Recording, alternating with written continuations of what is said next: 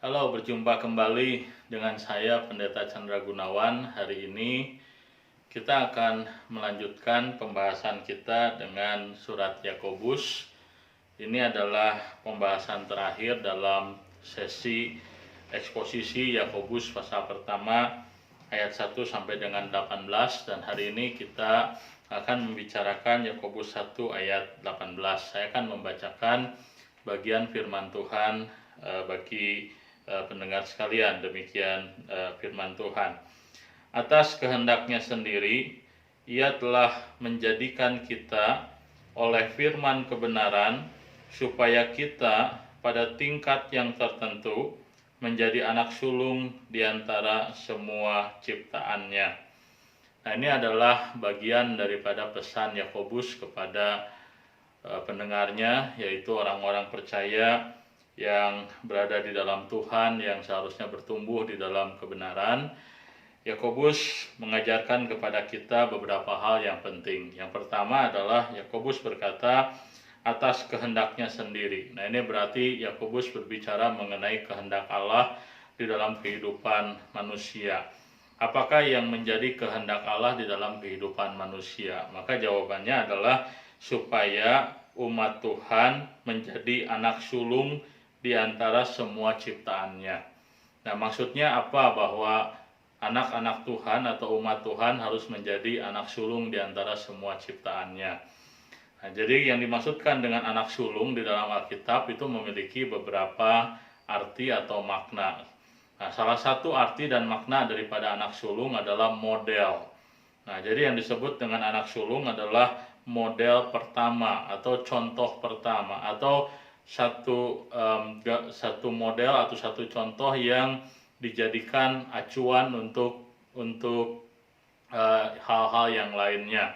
Misalnya saja kalau seseorang hendak membuat sebuah produk, nah misalnya saja sebuah mobil.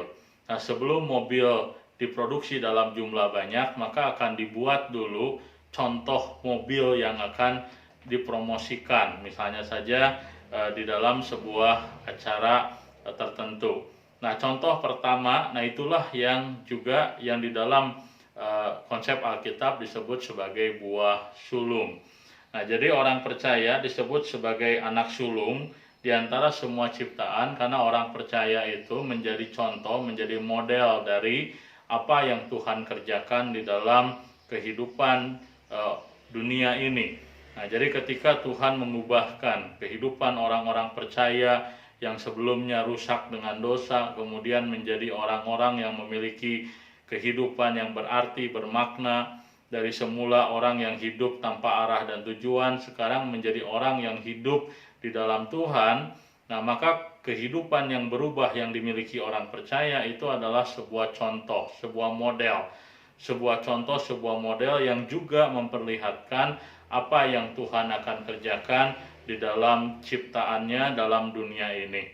Nah, maka itu yang menjadi tujuan daripada karya keselamatan yang Tuhan kerjakan.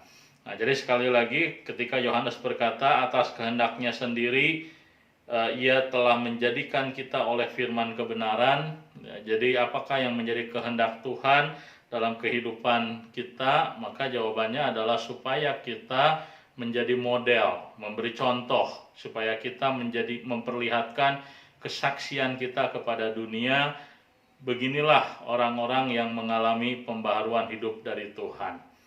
Dan yang kedua, yang Yakobus ajarkan kepada kita yang penting adalah bagaimana Tuhan menjadikan kita menjadi model, atau bagaimana cara Tuhan membuat kita dapat menjadi contoh yang memperlihatkan karya Tuhan dalam dunia ini. Maka jawabannya adalah oleh firman kebenaran. Nah, jadi kita belajar satu fakta atau satu bagian penting dari prinsip pembaharuan hidup orang percaya atau prinsip cara kerja Tuhan dalam dunia ini, dalam kehidupan orang percaya adalah selalu melalui firman kebenaran atau melalui firman Allah. Nah, itulah sebabnya maka di sepanjang ajaran Alkitab kita mendapati sebuah kebenaran bahwa karya Tuhan di dalam kehidupan orang percaya melibatkan dua aspek. Satu, karya Roh Kudus. Yang kedua adalah firman Tuhan. Nah, Roh Kudus dan firman Tuhan tidak dapat dipisahkan. Roh Kudus bekerja melalui firman Tuhan, dan firman Tuhan efektif di dalam mengubahkan kehidupan manusia kalau ada Roh Kudus di dalam kehidupan dia. Nah, itulah sebabnya maka firman Tuhan, Yakobus mengingatkan kepada kita bahwa karya Tuhan di dalam memperbaharui kehidupan umat Tuhan sangatlah bergantung kepada pemahaman kita terhadap firman Allah. Nah, firman Allah selalu diberitakan oleh hamba-hamba Tuhan. Firman Allah disampaikan dalam perjanjian lama melalui para nabi, dalam perjanjian baru melalui para rasul, dan kemudian terhimpun di dalam kumpulan kitab yang disebut sebagai Alkitab atau kitab suci. Nah, itu adalah instrumen di tangan Tuhan untuk membentuk kehidupan kita menjadi agen ataupun model ataupun contoh daripada karya pembaharuan Tuhan. Nah, jadi kita belajar dari Yakobus pasal yang pertama ayat yang ke-18 bahwa kehendak Tuhan dalam kehidupan manusia adalah supaya manusia memberikan contoh, memperlihatkan kepada dunia seperti apakah kalau Tuhan bekerja dalam kehidupan seseorang. Kedua, Yakobus mengajarkan kepada kita bahwa firman Tuhan adalah instrumen yang digunakan di dalam membentuk kita menjadi alat yang mampu memperlihatkan karya Tuhan kepada kita. Nah, kiranya apa yang kita pelajari dari Yakobus pasal pertama ayat yang ke-18 ini menjadi pertolongan, menjadi perenungan kita di dalam menjalani kehidupan sebagai anak-anak Tuhan. Tuhan memberkati.